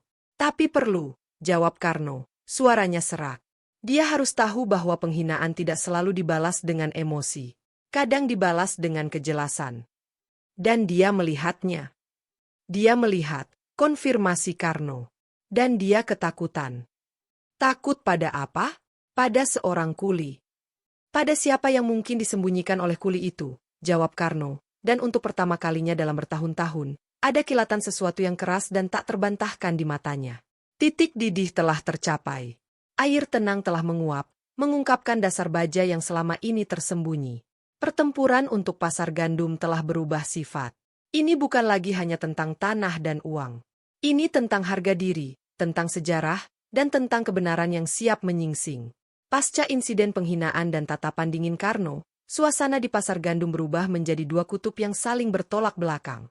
Di satu sisi, para pedagang, yang terinspirasi oleh keteguhan diam Karno, mulai menunjukkan sikap perlawanan yang lebih kentara. Bisik-bisik berubah menjadi pembicaraan terbuka di warung-warung kopi. Rencana untuk menolak penawaran Rangga disusun dengan semangat gotong royong yang lama terpendam. Karno, tanpa diangkat menjadi pemimpin, menjadi semacam ikon diam dari ketahanan mereka. Kehadirannya yang tenang namun penuh wibawa diam-diam memberi mereka keberanian. Di sisi lain, Rangga menghilang dari pasar. Tidak ada lagi kunjungan mendadak, tidak ada ancaman terselubung melalui lurah. Keheningannya justru lebih mencemaskan. Seperti badai yang mengumpulkan kekuatan sebelum menghantam. Mbah Kromo, dengan kearifannya yang tajam, berbisik kepada Karno. Ular yang diam itu sedang menyiapkan bisa. Hati-hati. Karno sendiri telah melampaui titik balik internal. Penghinaan terakhir itu telah membakar habis sisa-sisa keraguannya. Dia tidak lagi hanya seorang kuli yang bertahan. Dia adalah seorang prajurit yang telah kembali ke medan pertempuran, meski seragamnya masih berupa kemeja lusuh. Data tentang pasar gandum telah disusun rapi, tidak hanya dalam buku catatannya, tetapi juga dalam sebuah laporan singkat yang dia kirimkan melalui saluran aman ke Paman. Laporan itu tidak meminta bantuan langsung, hanya memberikan informasi situasional. Namun, di dunia Karno yang lama, informasi adalah mata uang yang paling berharga. Hidupnya sehari-hari tetap berjalan dengan ritme yang sama, bangun sebelum subuh, kerja fisik yang keras, tidur larut setelah merencanakan strategi di kepalanya. Namun, ada perbedaan kecil yang hanya bisa ditangkap oleh pengamat yang paling jeli. Cara dia mengamati lingkungan sekitarnya menjadi lebih sistematis. Dia memperhatikan wajah-wajah baru di pasar, mencatat plat nomor mobil yang melintas pelan, bahkan mengingat pola kedatangan pengemis yang berbeda dari biasanya. Pelatihan lamanya bangkit sepenuhnya. 1 minggu setelah pertemuan yang memalukan bagi Rangga, sesuatu yang tak terduga terjadi. Bukan di pasar, tetapi di Menara Gading Rangga Mart. Di kantor pusat Rangga Mart yang megah, dengan dinding kaca dan furnitur minimalis, Rangga sedang duduk di belakang mejanya yang besar, memandang dokumen proposal akuisisi pasar gandum yang tertunda. Frustrasi masih menggerogotinya. Tatapan mata kulit tua itu, Karno, tidak bisa dia lupakan. Itu mengganggu tidurnya, mengusik konsentrasinya. Dia telah menyuruh orang untuk menyelidiki latar belakang Karno, tetapi hasilnya biasa saja. Karno, seorang pendatang tanpa keluarga, sudah bekerja di pasar gandum lebih dari 10 tahun, tidak memiliki catatan kriminal, hidup sangat sederhana. Tidak ada yang istimewa. Tapi naluri bisnisnya yang tajam, yang sebenarnya adalah naluri survival dari masa lalunya yang penuh intrik, mengatakan ada sesuatu yang salah. Ketika sekretarisnya masuk dengan amplop besar berstempel resmi, Rangga hampir tidak memperhatikannya. Surat dari Kementerian Pertahanan, Pak, ujar sekretarisnya dengan nada sedikit gugup. Rangga terkesiap. Kementerian Pertahanan? Dia memang pernah beberapa kali mengikuti proyek pengadaan perlengkapan logistik untuk mes tentara, tapi itu proyek kecil dan sudah lama. Dia membuka amplop itu dengan hati-hati. Di dalamnya, ada undangan berdesain elegan dengan logo Garuda Pancasila dan lambang TNI.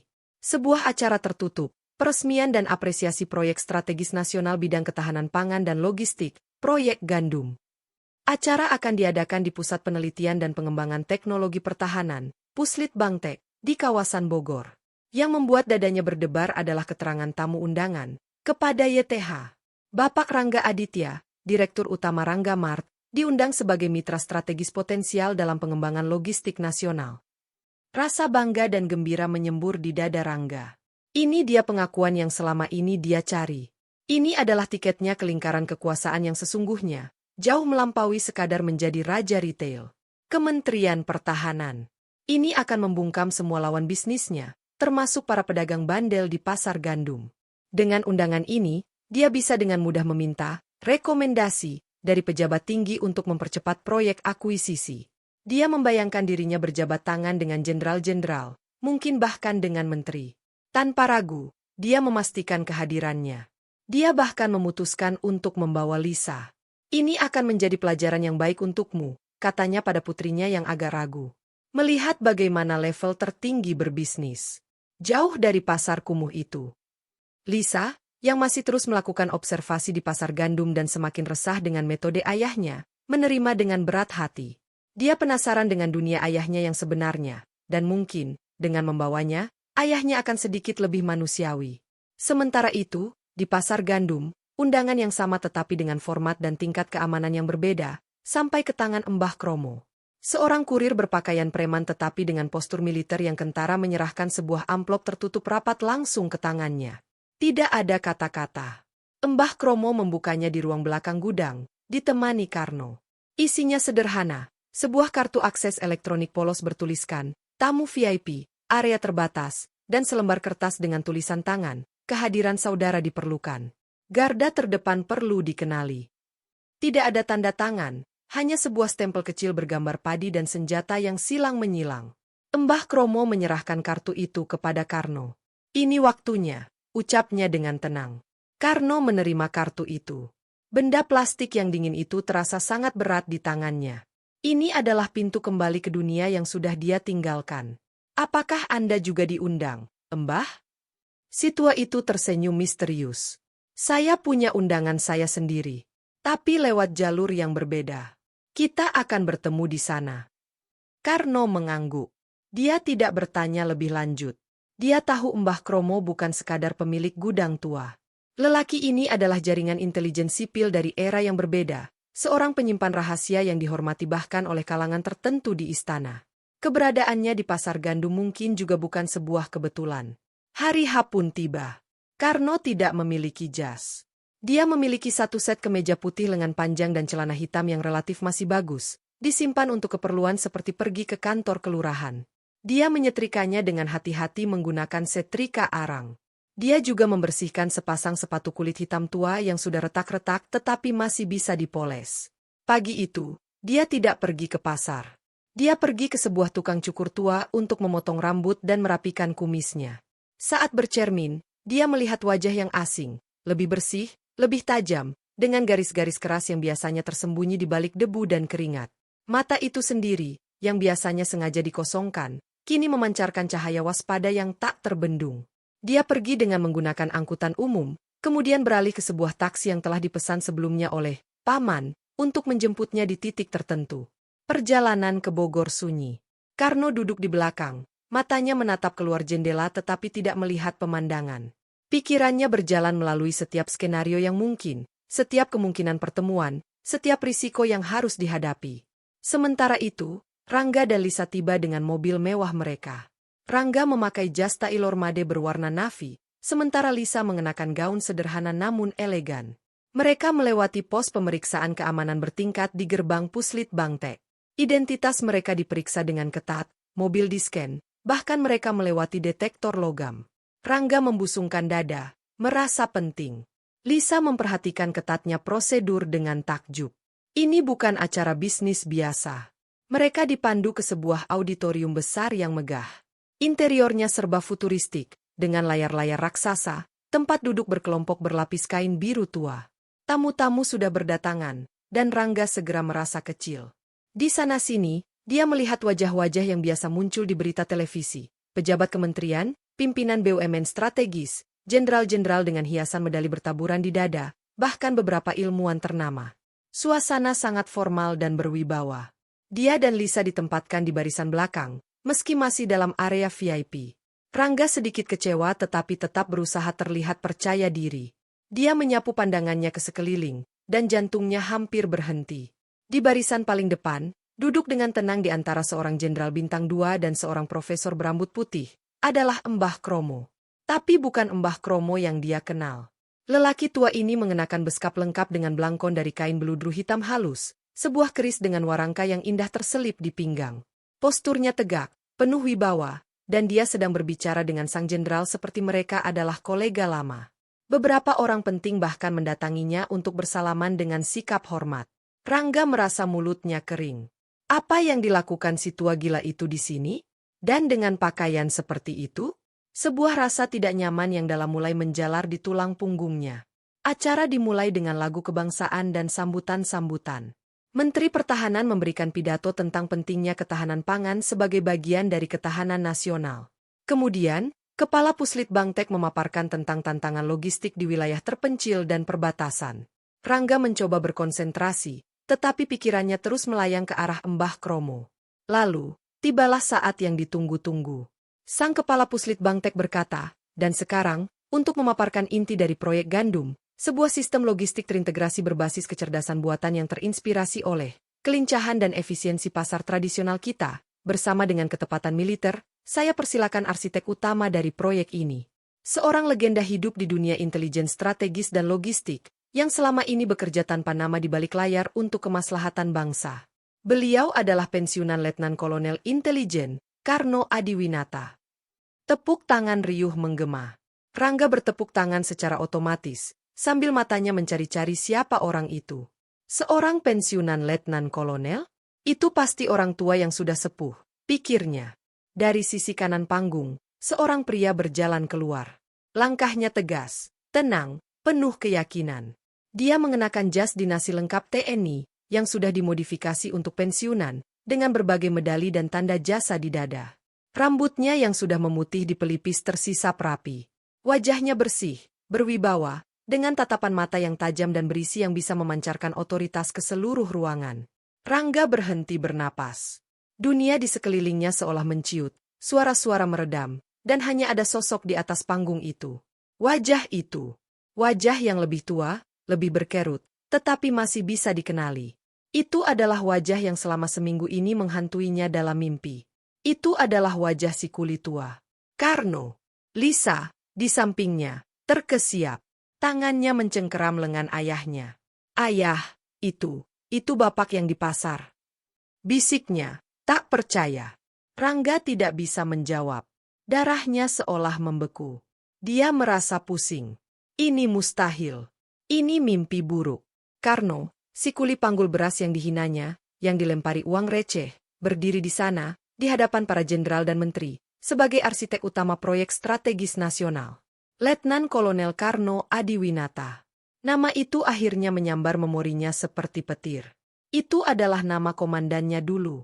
Orang yang menghukumnya. Orang yang diakininya telah mati atau hilang. Di atas panggung, Karno mulai berbicara. Suaranya tidak lagi parau dan rendah seperti di pasar. Suaranya jelas, berdenting, penuh resonansi kepercayaan diri, terdengar hingga ke sudut terjauh auditorium tanpa perlu berteriak. Dia memaparkan konsep proyek gandum dengan bahasa yang sederhana namun mendalam, menggunakan analogi yang membuat Rangga ingin menghilang. Bayangkan sebuah pasar tradisional, kata Karno, tangannya berisyarat di layar yang menampilkan animasi. Di sana, ada seorang kuli panggul. Dia tidak butuh teknologi canggih untuk mengetahui berapa berat karung yang diangkatnya, bagaimana menumpuknya agar stabil, dan rute tercepat untuk mengantarkannya ke tujuan, sambil menghindari kerumunan. Itu adalah efisiensi murni yang lahir dari pengalaman dan kepekaan terhadap lingkungan. Proyek gandum mengambil prinsip itu. Kami membuat sebuah kuli panggul digital, sebuah algoritma yang bisa menghitung beban, mengoptimalkan rute, dan memprediksi gangguan dalam rantai logistik nasional kita, dari perbatasan sampai ke pulau-pulau terpencil. Dia melanjutkan dengan menunjukkan bagaimana data real dari pergerakan barang di pasar-pasar tradisional, termasuk pasar gandum, telah menjadi basis data pelatihan untuk sistem AI mereka. Ketahanan pangan tidak dibangun di Menara Gading, tetapi dari bawah, dari tanah, dari pasar-pasar tempat rantai kehidupan nyata berdenyut.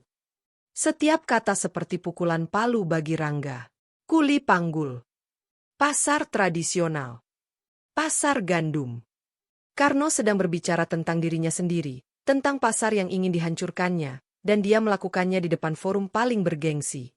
Ini bukan kebetulan. Ini adalah pembalasan yang paling sempurna, paling elegan, dan paling menghancurkan yang bisa dibayangkan Rangga. Rangga berkeringat dingin. Jas mahalnya terasa seperti pakaian penjara. Dia ingin lari, tetapi kakinya seperti tertanam. Lisa memandangnya dengan campuran rasa kasihan, kekecewaan, dan sebuah pencerahan yang mendadak. Sekarang dia mengerti ketenangan aneh pria tua di pasar itu. Dia bukan orang biasa. Saat pemaparan selesai dan tepuk tangan bergemuruh, sang menteri sendiri naik ke panggung dan memberikan sebuah plakat penghargaan kepada Karno. Sang menteri berkata, atas dedikasi tanpa pamrih letkol, Purnawirawan. Karno, yang bahkan rela, turun gunung, dan menyamar untuk merasakan langsung denyut nadi logistik akar rumput, bangsa ini berutang budi. Menyamar. Kata itu bergema di telinga Rangga. Jadi, itu adalah penyamaran. Bukan kemiskinan sejati. Semuanya adalah bagian dari misi. Dan dia, Rangga, telah menghina, melecehkan, dan mengancam aset strategis negara tersebut di depan umum. Rasa malu, ketakutan, dan keputusasaan yang luar biasa menyergapnya. Dia melihat ke arah Mbah Kromo, yang kini menoleh dan menangkap pandangannya.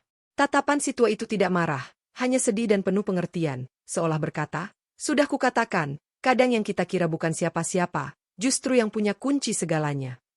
Acara resmi berakhir, dan tamu-tamu beralih ke sesi koktail di lobi. Rangga duduk terpaku di kursinya, tidak mampu bergerak. Lisa harus menarik lengannya pelan. Ayah, kita harus pergi. Tapi saat mereka berdiri dan berbalik untuk menyelinap pergi, jalan mereka terhalang. Karno, masih dengan seragam lengkapnya, telah turun dari panggung dan sekarang berdiri beberapa langkah di depan mereka, dikelilingi oleh beberapa orang penting yang mengajaknya bicara. Saat dia berpaling, matanya secara alami bertemu dengan mata Rangga. Lobi yang ramai itu tiba-tiba sepi bagi Rangga. Dan disitulah, di antara gemerisik percakapan dan denting gelas, di bawah lampu kristal yang terang, nasib mereka berpapasan untuk terakhir kalinya, dalam kesetaraan yang sebenarnya, di mana semua topeng telah dilepas. Lobi auditorium Puslit Bangtek berubah menjadi ruang yang dipenuhi oleh gemerisik percakapan rendah, tawa terkekang, dan denting halus gelas kristal. Suasana penuh dengan wibawa dan kepentingan strategis. Di tengah kerumunan pejabat dan perwira tinggi yang berpakaian rapi, berdiri Karno, bagai sebuah batu karang yang tenang di tengah aliran sungai. Seragam lengkapnya, dengan pita jasa, brevet, dan bintang di pundak, seakan memancarkan sebuah medan gravitasi yang menarik rasa hormat dan perhatian. Namun, matanya yang jernih dan tenang adalah penawar bagi kesan intimidasi. Dia menerima ucapan selamat dengan anggukan sederhana dan sesekali senyum tipis, jauh dari ekspresi sombong atau jumawa. Rangga merasa dirinya tenggelam. Suara-suara di sekelilingnya bergema seperti dengung dari dalam air. Pandangannya kabur, kecuali pada sosok Karno yang tampak seperti siluet yang terlalu tajam, terlalu nyata untuk menjadi mimpi buruk. Jas tailor madenya yang mahal tiba-tiba terasa pengap dan murahan. Ia merasakan keringat dingin merembes di punggung, di pelipis. Inilah panggung di mana ia selalu membayangkan dirinya bersinar, diterima oleh lingkaran kekuasaan sejati. Tapi kini, di sini, ia merasa seperti penipu yang baru saja ketahuan. Lisa, di sampingnya, menggenggam lengannya dengan erat. Wajah gadis itu pucat, namun matanya bersinar dengan pencerahan yang pahit. "Ayah," desisnya, suaranya bergetar antara takut dan kagum. "Itu benar-benar dia." Rangga tidak bisa menjawab. Lidahnya terasa seperti batu. Pikirannya berputar liar, mencoba mencari celah, pembenaran. Mungkin itu hanya kemiripan. Mungkin itu saudara kembarnya. Mungkin. Tapi naluri dasarnya, yang sama yang membantunya bertahan di dunia bisnis yang kejam, meneriakkan kebenaran, itu adalah orang yang sama. Karno, si kuli panggul beras. Karno, sang letnan kolonel. Karno, arsitek proyek gandum. Dan, yang paling menghancurkan, Karno, mantan komandannya yang pernah ia hianati dengan kelalaian dan kemudian ia lupakan, anggap telah mati. Karno, dari kejauhan, tampak sedang mendengarkan dengan saksama penjelasan seorang jenderal bintang 2 tentang sesuatu di tablet. Gerakannya penuh perhatian, tubuhnya condong sedikit ke depan, persis seperti sikap seorang bawahan yang menghormati atasan, meski statusnya sekarang sebagai mitra. Tidak ada bekas kelelahan atau kerendahan diri yang biasa terpancar darinya di pasar. Yang ada adalah ketenangan yang berwibawa, sebuah kepercayaan diri yang lahir dari kompetensi, bukan dari kebutuhan untuk pamer. Saat itu, Karno mengangkat pandangannya. Tidak sengaja, atau mungkin sangat sengaja, matanya menyapu ruangan dan mendarat tepat pada sosok Rangga dan Lisa yang terpaku di dekat pintu. Tidak ada kejutan di wajahnya. Tidak ada amarah yang meledak. Hanya sebuah pengakuan yang tenang, seolah keberadaan Rangga di sana adalah hal yang sudah dia ketahui dan antisipasi.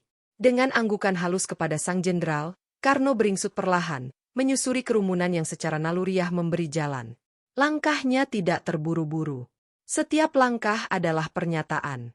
Dia tidak menuju langsung ke Rangga, tetapi seolah-olah sedang berkeliling, menyapa beberapa orang lain terlebih dahulu, seorang profesor, seorang direktur BUMN, seperti seorang tuan rumah yang baik. Namun, tujuannya jelas. Dengan setiap sapaan, jarak antara mereka berkurang. Rangga ingin lari. Kaki terasa berat, seperti tertambat ke lantai marmer yang dingin. Lisa justru memegangnya lebih erat, seolah mencegahnya untuk melakukan hal memalukan. "Tetaplah di sini, ayah," bisiknya, dan untuk pertama kalinya Rangga mendengar nada perintah dalam suara putrinya, sebuah kekuatan yang tak terduga.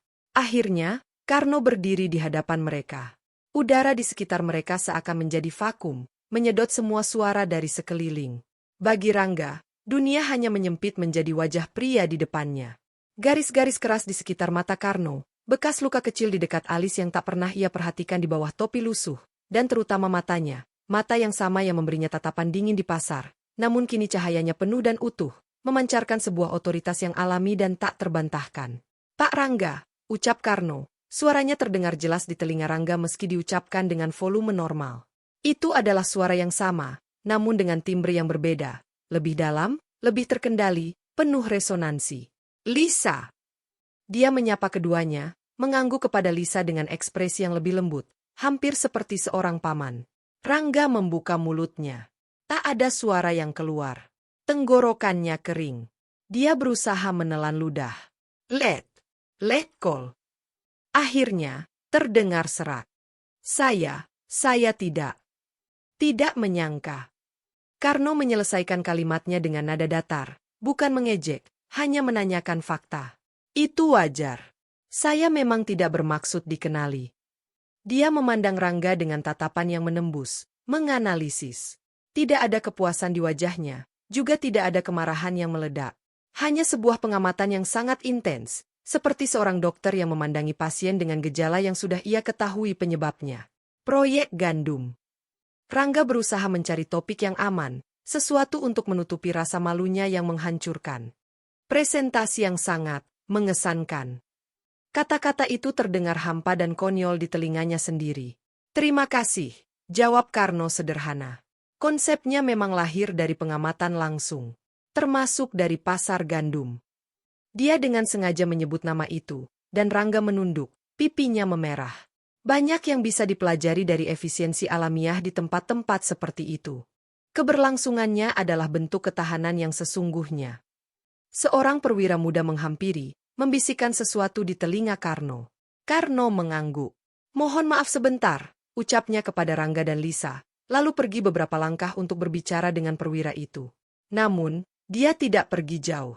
Dia tetap berada dalam jarak pandang, seolah memberi mereka, terutama Rangga, ruang untuk bernapas sekaligus tetap berada di bawah pengawasannya. Sekarang kau mengerti, ayah? Bisik Lisa, suaranya penuh dengan emosi yang tertahan. Mengapa dia bisa begitu tenang? Mengapa dia tidak melawan? Dia berada di level yang sama sekali berbeda. Tapi dia menyamar. Menipu, desis Rangga dengan getir, berusaha menggenggam sesuatu yang bisa dijadikan pembenaran. Menyamar untuk belajar, ayah. Bukan untuk menipu. Dan siapa yang lebih dia tipu? Dia yang hidup sederhana, atau kita yang melihatnya dan langsung merendahkannya? Lisa memandang ayahnya, matanya berkaca-kaca. Kita yang salah, ayah. Dari awal. Rangga memandangi putrinya, dan untuk pertama kalinya, dia melihat kekecewaan yang dalam dan jernih di mata gadis itu. Itu lebih menyakitkan daripada tatapan Karno manapun. Karno kembali, kali ini bersama Mbah Kromo yang telah mendekat. Si tua dengan beskapnya tampak seperti seorang penasihat kerajaan di antara jas-jas modern. Dia memandang Rangga dengan ekspresi yang sulit dibaca, bukan benci, lebih seperti rasa sayang yang kecewa. Rangga Aditya, ucap Mbah Kromo, suaranya tenang namun penuh wibawa. Dulu kakekmu pernah berjualan kelontong di pasar gandum. Dia memulai dari nol. Sepertinya kau sudah lupa akar itu. Rangga terpana. Bagaimana dia tahu? Itu adalah rahasia keluarganya yang ia tutupi rapat-rapat, sebuah masa lalu yang ia anggap memalukan. Karno di sini, lanjut Mbah Kromo, menepuk bahu Karno dengan akrab, tidak hanya menyelamatkan pasar itu dari spekulan seperti kamu. Dia, melalui kerja kerasnya yang kamu anggap hina, telah memberikan data berharga yang melindungi kedaulatan pangan kita. Sedangkan kamu ingin menghancurkannya untuk mal dan parkiran. Setiap kata adalah palu godam. Rangga merasa dirinya menciut, menjadi sangat kecil. Ambisinya, kesombongannya, kekayaannya, semuanya tiba-tiba terasa seperti istana pasir yang dilanda ombak kebenaran ini. Seorang pria dengan kemeja putih sederhana dan penampilan yang sangat biasa, yang ternyata adalah deputi menteri, menghampiri. Oh, Karno, di sini kamu. Kami perlu bahas detail implementasi di wilayah timur. Lalu, seolah baru menyadari kehadiran Rangga, dia bertanya, ini? Rangga Aditya, dari Rangga Mart, jawab Karno dengan netral. Sebagai informasi, dia tertarik dengan aspek komersial dari logistik retail. Deputi menteri itu mengangguk, berjabat tangan dengan Rangga secara formal. Rangga Mart. Oh, ya. Pernah dengar. Tapi untuk proyek gandum, mitra komersialnya akan kita pilih berdasarkan komitmen pada ketahanan nasional dan kesejahteraan petani, bukan hanya efisiensi modal. Ucapannya tidak bermaksud menyinggung, tapi bagi Rangga, itu adalah vonis mati untuk ambisinya terlibat dalam proyek bergengsi ini. Setelah sang deputi pergi, Karno memandang Rangga sekali lagi. Pasar gandum tidak akan digusur, Rangga, ucapnya dengan suara yang final, bukan sebagai ancaman, tapi sebagai pernyataan fakta. Proyek gandum justru akan menjadikannya salah satu pilot proyek untuk integrasi data logistik tradisional modern. Para pedagang akan dilatih, tempatnya akan diperbaiki, tapi esensinya sebagai pasar rakyat akan tetap, bahkan diperkuat. Ini adalah pukulan terakhir. Bukan hanya rencana akuisisinya yang gagal, tetapi pasar yang ingin ia hancurkan justru akan diangkat derajatnya oleh orang yang ia hina, dengan menggunakan kredensial yang jauh melampaui miliknya. Kenapa? Rangga akhirnya berhasil mengeluarkan pertanyaan yang menggerogotinya. Kenapa tidak kau katakan saja dari awal? Saat aku menghina kamu.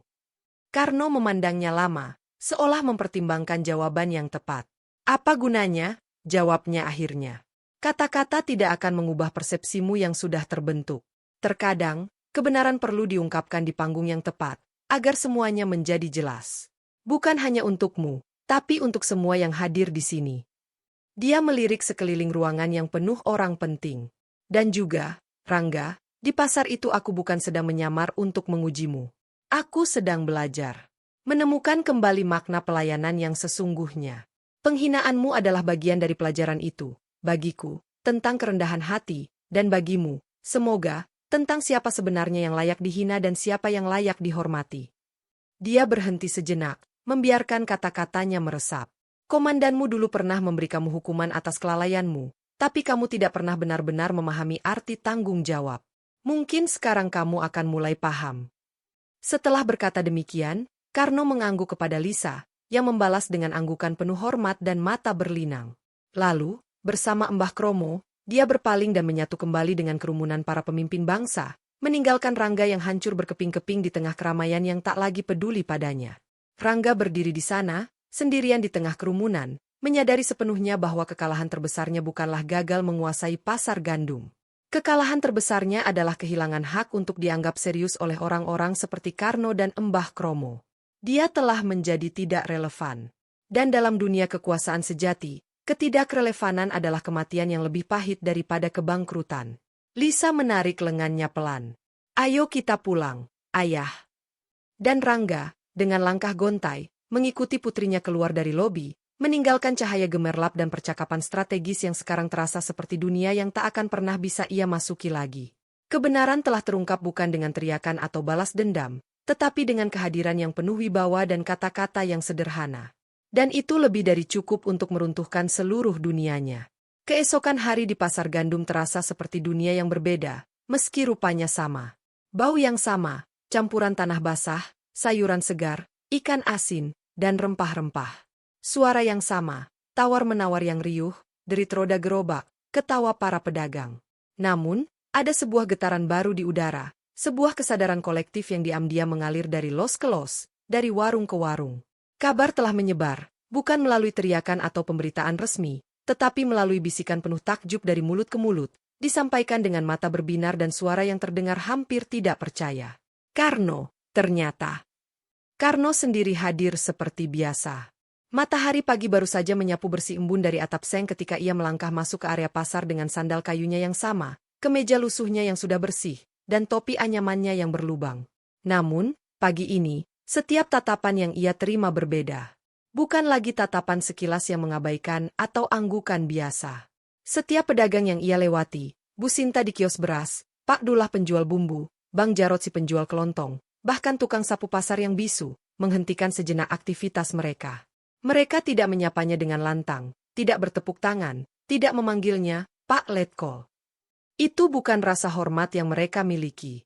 Sebaliknya, mereka hanya menatapnya, dan dalam tatapan itu terdapat sebuah penghormatan yang terdalam, sebuah pengakuan yang tak terucapkan, campuran antara rasa syukur, malu, karena pernah memandangnya rendah, dan kebanggaan yang luar biasa bahwa salah satu dari mereka, yang selama ini mereka anggap sama-sama kecil, ternyata menyimpan langit di pundaknya.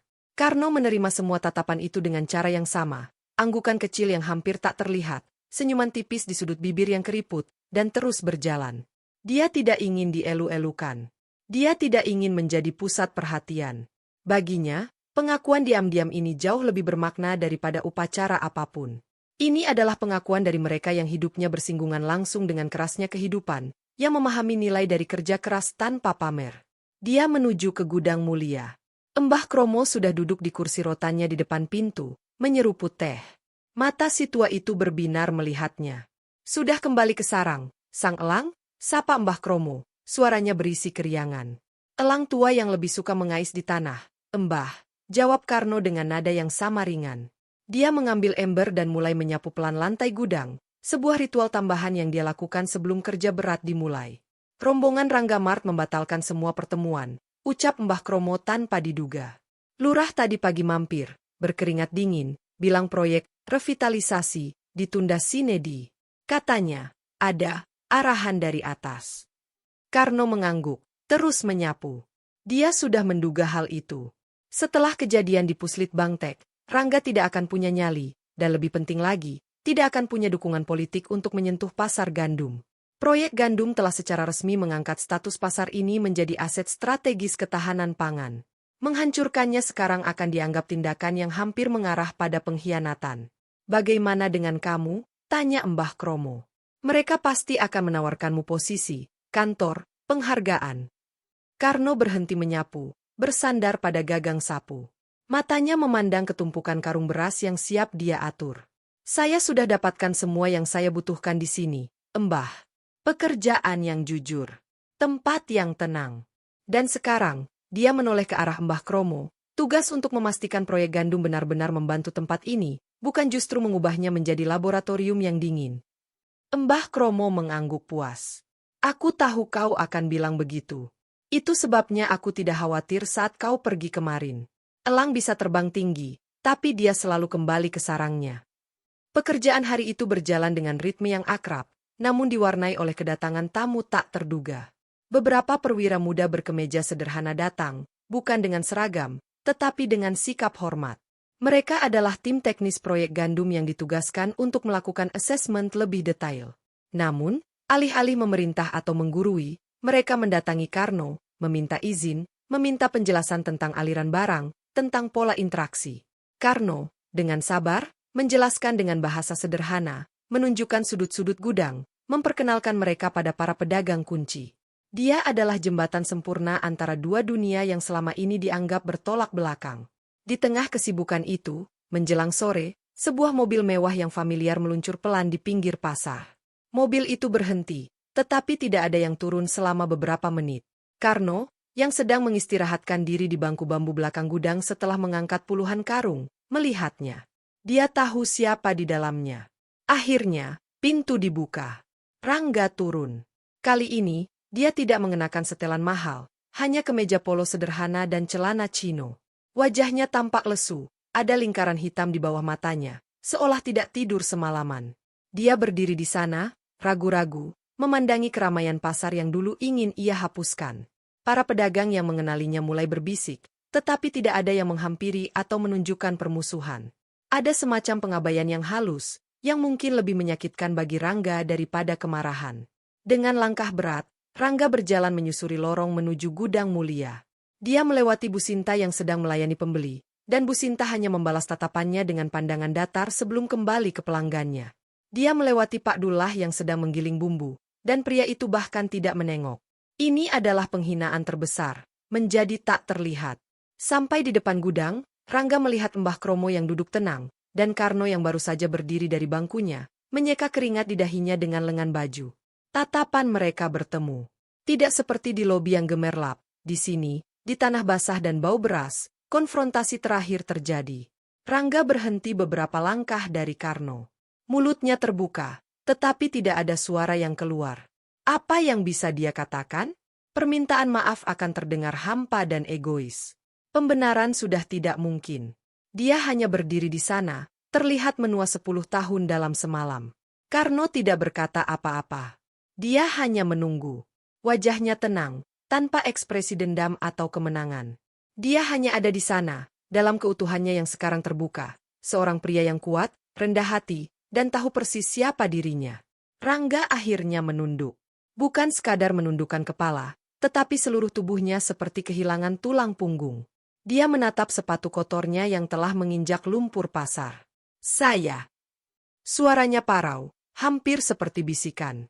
Saya tidak tahu harus berkata apa. Karno masih diam.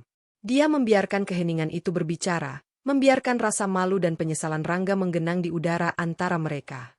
Saya akan menarik semua rencana untuk pasar ini, lanjut Rangga, masih menunduk. Dan, untuk perusahaan saya, mungkin perlu evaluasi ulang. Baru kali ini Karno bereaksi. Bukan dengan kata-kata, tetapi dengan sebuah langkah. Dia mendekat, tidak terlalu dekat, tapi cukup untuk membuat Rangga mengangkat kepalanya. Dan disitulah, di bawah sinar matahari sore yang keemasannya menembus celah atap seng, tatapan mereka benar-benar bertemu untuk terakhir kalinya. Ini bukan tatapan di lobi yang penuh dengan orang lain. Ini tatapan dari hati ke hati, di tempat di mana segalanya bermula. Tatapan Karno tidak mengandung kemarahan atau penghakiman yang terlihat. Tatapannya dalam, jernih, dan sangat tenang. Di dalamnya, Rangga tidak melihat kebencian, tetapi sebuah pengampunan yang diam-diam. Bukan pengampunan yang mudah yang mengabaikan kesalahan, tetapi pengampunan yang lahir dari pengertian bahwa Rangga, dengan segala arogansi dan keserakahannya, juga adalah korban dari sistem nilai yang keliru, korban dari ambisi buta, dan korban dari ketakutan untuk dianggap tidak penting. Namun, dalam tatapan itu juga ada sebuah cermin. Karno, dengan ketenangannya, memantulkan kembali kepada Rangga siapa dirinya yang sebenarnya, seorang yang kecil, takut, dan tersesat di balik simbol-simbol kesuksesan duniawi. Tatapan itu berkata, lihatlah dirimu. Inilah kamu, tanpa jas mahal, tanpa mobil, tanpa kekuasaan. Apakah kamu mengenali dirimu sendiri? Dan itu meruntuhkan Rangga lebih dari segala ancaman atau pembalasan. Air mata mulai menitik di pelupuk matanya, sebuah hal yang tidak pernah ia izinkan terjadi di depan siapapun sejak ia masih kanak-kanak. Rasa malu, penyesalan, dan sebuah kelegaan yang aneh karena akhirnya topengnya copot. Semuanya membanjiri dirinya. Dia tidak menangis terisak, hanya beberapa tetes air mata yang mengalir di pipinya, membersihkan debu dan kesombongan. Karno melihat air mata itu. Perlahan, sangat perlahan, dia mengangguk. Sebuah anggukan yang hampir tak terlihat. Bukan persetujuan, bukan kemenangan. Itu adalah pengakuan. Pengakuan bahwa Rangga akhirnya, mungkin untuk pertama kalinya, menyentuh kebenaran tentang dirinya sendiri. Tanpa mengucapkan sepatah kata lagi, Karno berbalik. Dia mengambil sebuah karung beras 50 kilogram yang belum disusun, membungkuk dengan postur yang sempurna, dan mengangkatnya ke pundaknya. Otot-ototnya yang berisi bekerja dengan lancar.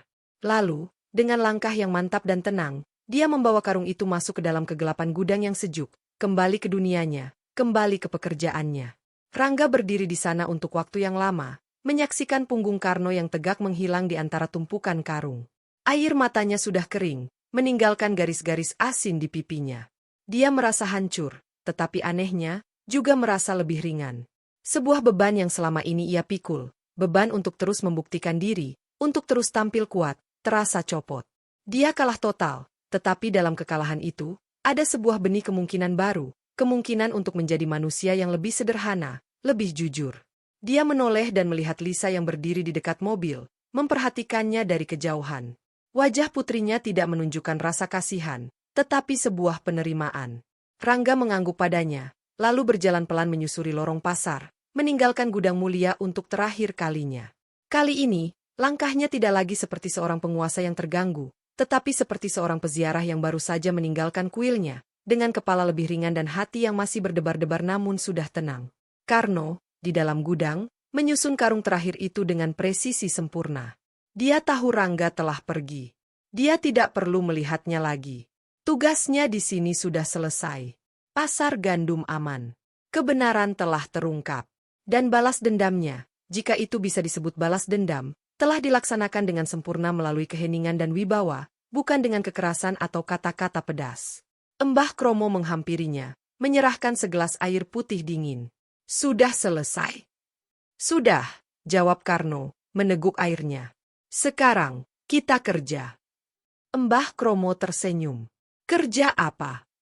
Mempertahankan ini semua, kata Karno, tangannya menunjuk ke seluruh isi gudang, dan secara implisit, ke seluruh pasar gandum di luar sana. Bukan dengan seragam atau proyek, tetapi dengan karung demi karung, hari demi hari. Dan itulah yang dia lakukan. Hari-hari berikutnya, Karno tetap menjadi Karno, sang kuli panggul. Tapi sekarang, semua orang tahu. Dan pengetahuan itu tidak mengubah cara mereka memperlakukannya, hanya memperdalam rasa hormat yang sudah ada. Ketika tim proyek Gandu membutuhkan data, mereka datang kepadanya. Ketika ada konflik antar pedagang, mereka memintanya untuk menengahi. Ketika pemerintah daerah ingin memberikan bantuan perbaikan infrastruktur pasar, mereka meminta pendapatnya. Namun, di mata anak-anak pasar, dia tetap Pak Karno, yang bisa mengangkat karung seberat apapun, yang selalu punya permen usang di sakunya untuk mereka, dan yang matanya yang teduh selalu mengawasi mereka bermain di antara tumpukan karung. Suatu sore, Lisa datang berkunjung, kali ini sendirian. Dia duduk di bangku bambu, menemani Karno yang sedang beristirahat. "Terima kasih," ucap Lisa, tulus. "Untuk apa?" tanya Karno, melinting rokok kreteknya. "Untuk tidak menghancurkan ayah saya lebih dari itu. Dan, untuk menunjukkan pada saya bahwa kekuatan yang sesungguhnya tidak perlu bersuara keras." Karno tersenyum, sebuah senyum yang hangat dan penuh kedamaian. "Kamu berbeda dengan ayahmu, Lisa. Jangan pernah kehilangan cara pandangmu yang jernih itu." Lisa mengangguk, lalu pergi, meninggalkan pasar dengan hati yang lebih tenang.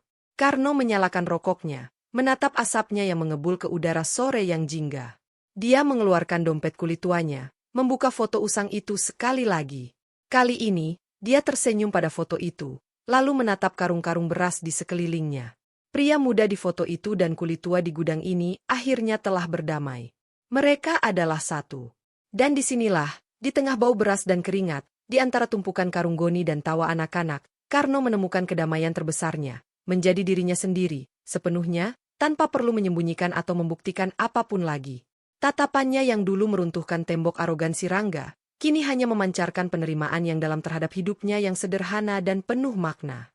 Segalanya telah runtuh, hanya untuk membangun kembali sesuatu yang lebih kokoh, lebih jujur, dan lebih abadi. Sebuah kehidupan yang utuh.